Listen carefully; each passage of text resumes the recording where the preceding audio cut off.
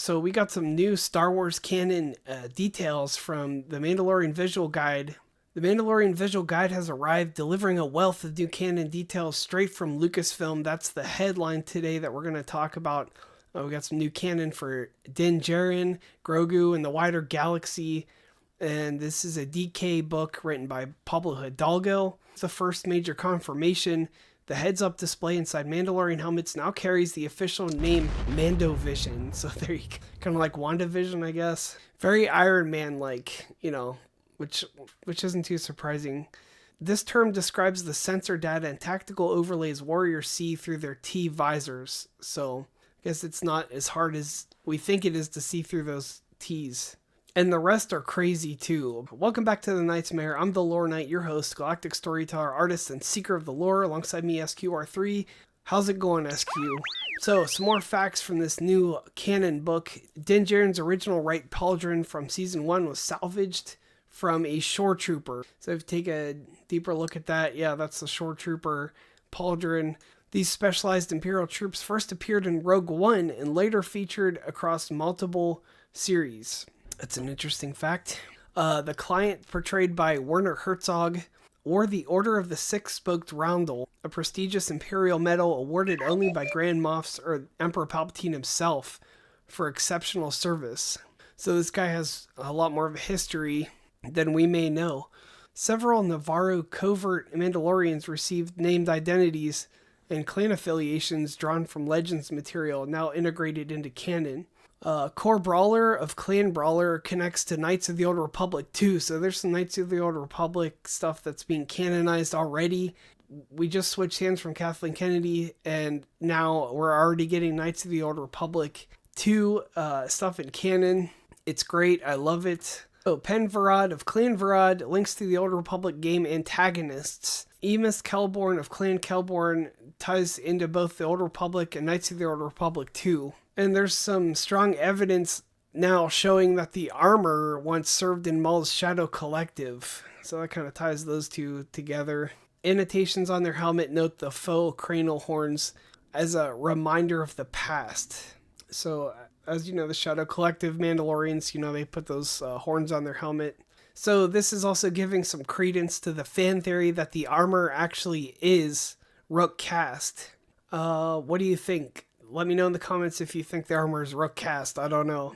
The guide details historical context for several species. So here's the Zygarians once enslaved the entire Ugnaught tribes, scattering them across the galaxy during the Old Republic era. And before you say, oh, that's terrible, why would you do that to the Ugnaughts? Look, I know that you played Bounty Hunter when you were a kid too. Don't lie. You've tied up Ugnaughts and dragged them around the map. Come on. We've all done it. It's okay. Just admit it. Frog Lady belongs to the Ribbit species. Ribbit. Nice. A name referencing the classic ribbit sound. Obviously. They couldn't come up with anything. They were like, this looks like a frog. It's alright, whatever. It's fine. Her true name and that of her husband remains unknown. Pelimoto operates the scheme dubbed Grand Theft Jawa, using reprogrammed pit droids to disguise and resell stolen speeders. There's a nice little Easter egg. We're getting a lot of gaming Easter eggs here, I feel like.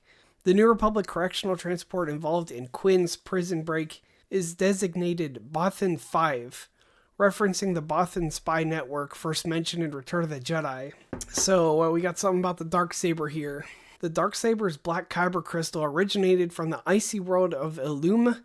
Grief Karga's protocol droid assistant is identified as CU-28. Okay. A significant background emerges on Imperial figures. We got Gilad Palian, boasts over 5 decades of service and maintains close ties to Grand Admiral Thrawn. He awaits updates from Morgan Elsbeth regarding efforts to secure Thrawn's return. Moff Gideon pursued independent genetic research focused initially on Grogu, aiming to create Force-sensitive soldiers and potentially grant himself Force abilities. So that's confirmed what Moff Gideon was up to there, trying to give himself the Force, which, in Disney Star Wars era, everybody has the Force. You just have to practice hard enough at it. So this contrasts with the Shadow Council's Project Necromancer, centered on cloning technology, likely intended to revive Emperor Palpatine. Gideon also orchestrated widespread propaganda claiming Mandalore was cursed and uninhabitable, I guess to keep the Mandalorians away from their home planet so they can't reunite again. There's some psyops in Star Wars. Thrawn, by comparison, seeks alliance with the Night Sisters for open warfare against the New Republic. Additional details are covering daily life and upcoming events. A Milo Run tree grows outside Din Djarin and Grogu's Navarro home. We'll see that in the movie. The guide indicates a time jump between Season 3 and the upcoming film, The Mandalorian and Grogu, during which the pair grew comfortable on Navarro between assignments. You know, yeah, they really did look comfortable outside their little hut there at the end of Season 3. It would be interesting to see if Din Djarin is a little rusty at this point from spending so much time on the farm just chilling. You know, that could possibly be a small point in the movie there.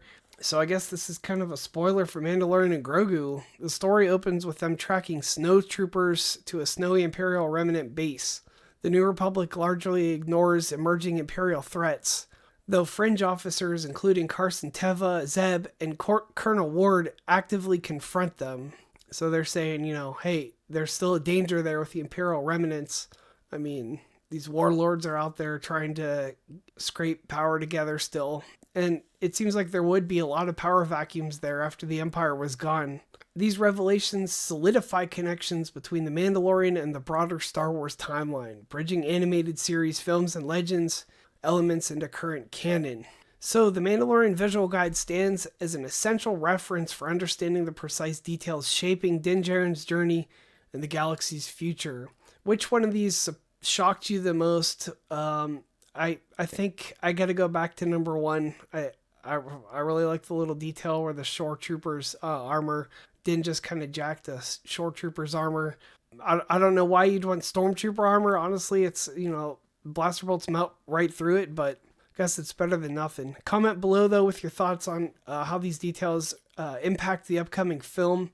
Like if you like these lore dives, because I'll do more of them. I love talking about the lore. That's my thing. So subscribe for more Star Wars breakdowns, turn on notifications, may the Force be with you, and I will see you next time.